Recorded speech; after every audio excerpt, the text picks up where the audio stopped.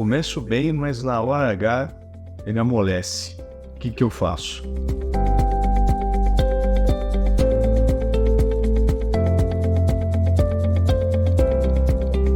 Olá, meu nome é Bruno Vedovato, sou médico, urologista, e hoje a gente vai falar um pouco sobre essa queixa, que é uma forma de apresentação de problema de ereção muito comum, tá? Entre os pacientes que estão com algum grau de disfunção erétil, de problema de ereção.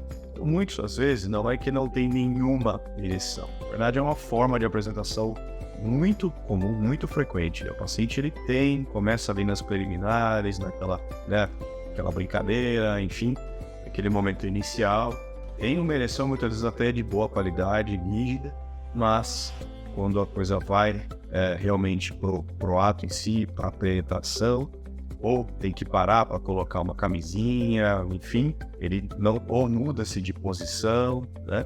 Ele não consegue sustentar a ereção e aquilo já afeta o psicológico e aí é ladeira abaixo. Realmente perde-se a ereção e fica aquele ambiente ali muito desagradável, né? De frustração, o homem não sabe o que fazer, a mulher menos ainda, o problema sou eu, né? Um nem imagina o que está se passando pela cabeça do outro, né? E, enfim, então essa é uma forma de apresentação de disfunção erétil. E a gente sempre gosta de falar, assim, o problema de ereção é algo multifatorial. A gente sabe que nos jovens, né, predomina muito a questão psíquica, né?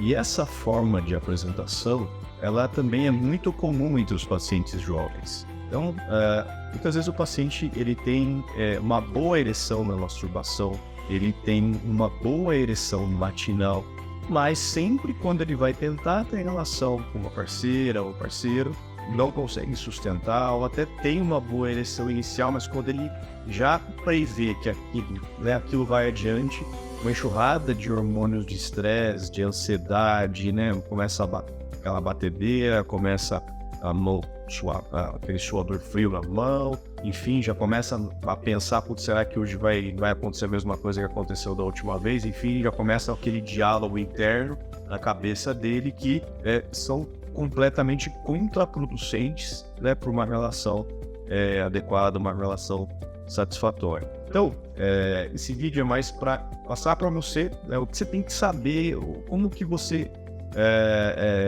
que fatores que você pode pensar no seu caso que vão te fazer pensar e vão ajudar o seu urologista a falar, muito provavelmente o problema está aí na parte psíquica.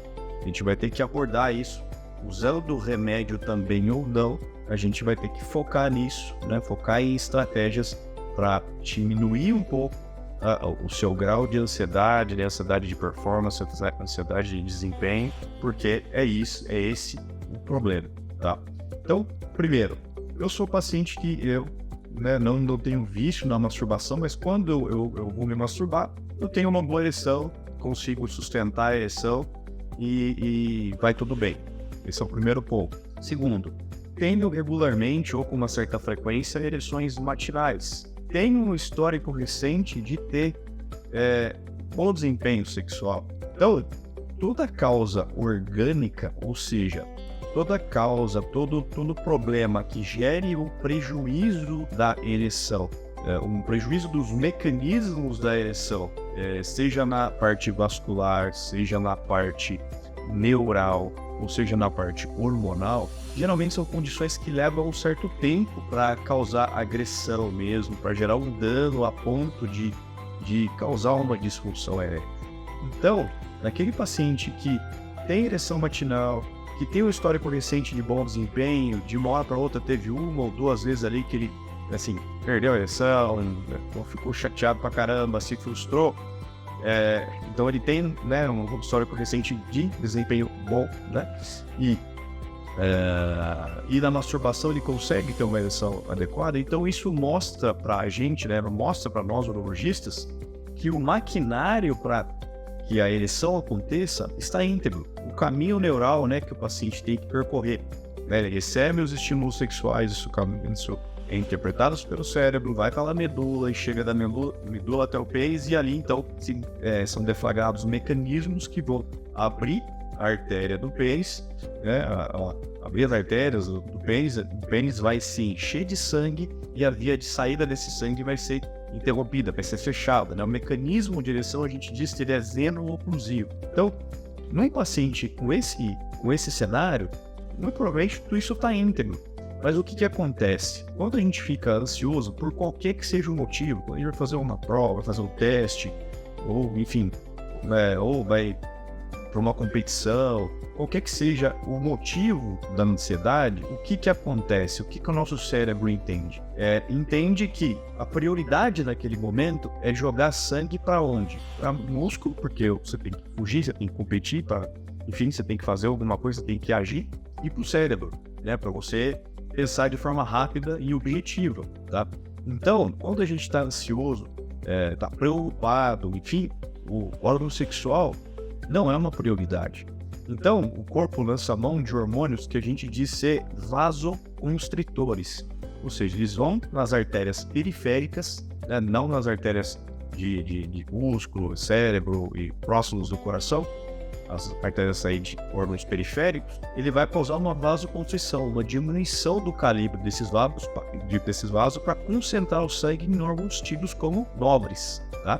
Então, o que acontece? Por isso que a nossa mão fica pegajosa, fica mais esbranquiçada, vamos dizer, mais pálida, né? Então, a gente fica suando frio, porque isso aumenta a frequência cardíaca, né?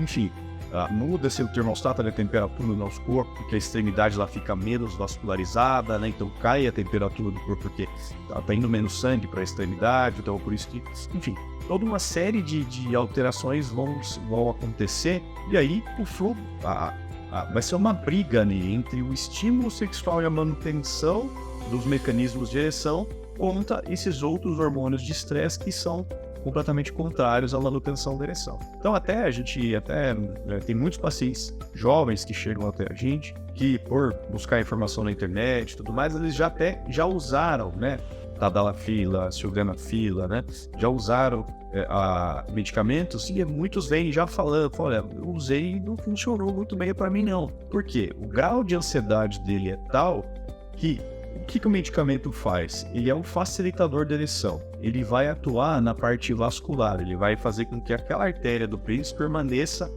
aberta e com um fluxo melhor para o pênis por mais tempo. Mas se ele está muito ansioso, se o componente psíquico está muito presente, muito pesado, essa briga o remédio não vai ganhar. E aí o paciente realmente mantém um desempenho abaixo. Tá? Então, nesses casos, é fundamental a gente referenciar esse paciente para um sexólogo, para um psicólogo, um especialista, para a gente melhorar isso, ter o apoio da parceira, se é um paciente casado ou um relacionamento aí estável, tá? Existe também o trabalho do fisioterapeuta em casos assim, que pode ajudar ali o paciente a ter um pouco mais de consciência corporal, consciência da musculatura envolvida na ereção, na ejaculação, para que ele tenha mais sucesso na hora da manutenção da ereção. E assim, não é proibido usar remédio. Muitas vezes o remédio ele é uma mais ali, né? O que a gente não pode fazer muitas vezes o paciente usa o remédio e ele se torna a muleta, né? O paciente fica usando o remédio e ele cria uma dependência psíquica do remédio. Ou seja, ele passa a usar o remédio e, mesmo não precisando, porque ele não tem nada ali na questão vascular, e aí, quando você tira o remédio, ele não consegue desempenhar bem, porque ele agora, na cabeça dele, ele só acredita que ele funciona com o remédio. Isso aí acaba, nesse caso, até o paciente acaba trocando um problema por outro, né? A gente sabe que o caminho da parte psíquica ele é mais difícil, é mais complexo, mas ele precisa ser abordado nesses casos. Então, essa é uma forma de apresentação comum, né? Tem uma ereção inicial, até boa, rígida, mas amolece mesmo sem o ter gozado durante o ato sexual. Isso pode ter a ver com a questão psíquica, mas é lógico que pacientes já de mais idade, com comorbidades, hipertensos, diabéticos, fumantes, também por não ter um fluxo de sangue tão adequado, ou porque a parte neurológica também está comprometida, não mantém um estímulo adequado e a ereção também não fica tão rígida ou não é tão duradoura. Então aí vai realmente do urologista entender o cenário de cada caso. Então, foi para esclarecer para evitar a automedicação, não adiar, né, a procura do urologista que vai ser ali assertivo, ele vai pegar o feeling ali, vai pegar que o seu caso merece, vai avaliar, né, fazer exames, às vezes fazer um diagnóstico precoce de algum distúrbio metabólico, um diabetes, pré-diabetes ou uma disfunção hormonal que precise de tratamento. Tratando isso, o desempenho tende a melhorar também. Então, é isso. Não deixe, né, a gente faz aqui o convite, se inscreva aqui no canal, é fundamental pra gente. E também me siga lá nas demais mídias sociais, Facebook e Instagram. Grande abraço, espero que eu tenha ajudado aí, trazido luz, que essa é uma queixa muito comum, e fiquem à vontade para interagir aqui nos comentários. Grande abraço e até o próximo. Tchau, tchau.